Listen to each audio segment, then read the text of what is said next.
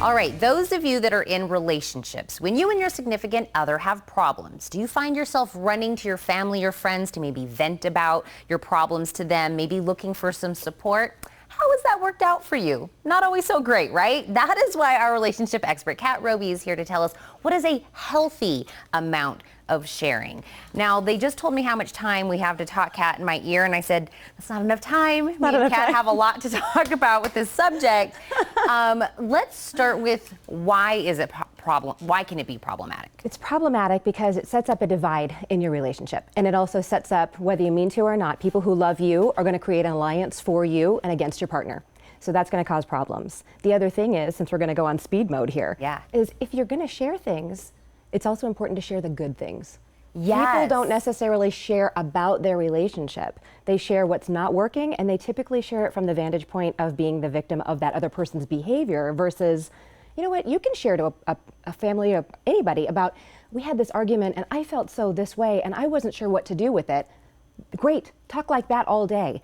But this person did this and this and this, and can you believe he said that and she did this? They're going to be chalking them all up and deciding that you are no longer, deserving of this relationship. And maybe you're going to break up and that would be fine. But most likely you're going to stay together or get back together. Yep. And then you've got strife in your family and friends, which also leads to marital discord. I mean, it's just, try to talk to your partner first.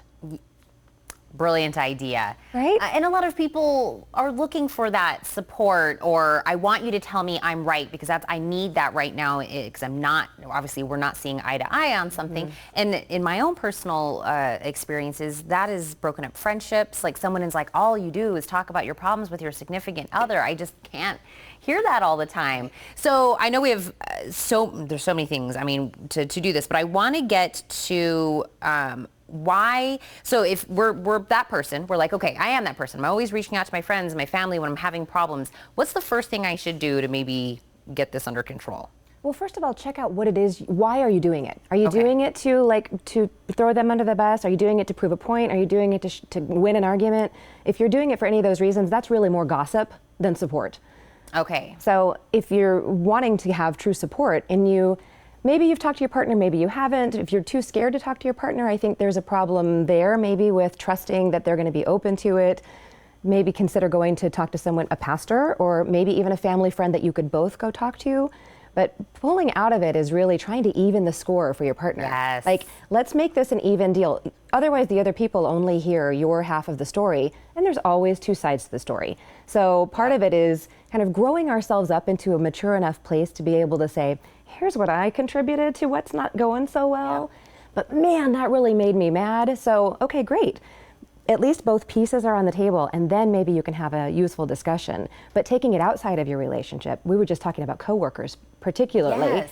I hear that so often. Oh, I just started to talk to this other person about it because they really understood me and they really got it. And they might, but at the same time, they may have ulterior motives. I've seen so many people come into my office that said that particular thing drove a wedge into their relationship and actually did become more than just a friendship or a coworker situation with support. So you really have to be honest with yourself about what you're looking for and your motivation for talking about it in the first place. And then how can you present a balanced situation that truly you could garner support from, So then who do we go talk to then? We're like, don't talk to these people, but there is somebody you can openly talk to. Well, I think you can still talk to family and friends if you present it in a balanced way. Right. But otherwise, a counselor or a pastor or someone that you trust in the community, maybe an elder or a family friend, someone who you can trust or even ask not to get too invested in it because you truly just want their perspective.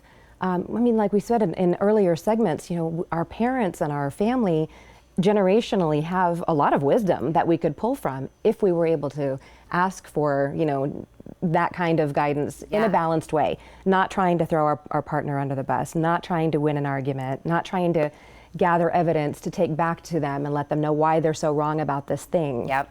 Well, I'm telling you, if I could go back or I could tell everyone right now, if you're a teenager going into your 20s and you're listening to this, we're going to save you a lot of heartache. That is for when sure. Your family hates your future husband because you talked bad about him through your 20s. Yes. And we did say there's a neutral person to talk to. You're that neutral person. I'm going to tell them how to get a hold of you. Well, thank you. There we go. Now, if you've been interested in professional relationship advice, give Kat Robey a call at 906-3392, or you can visit robeycounseling.com.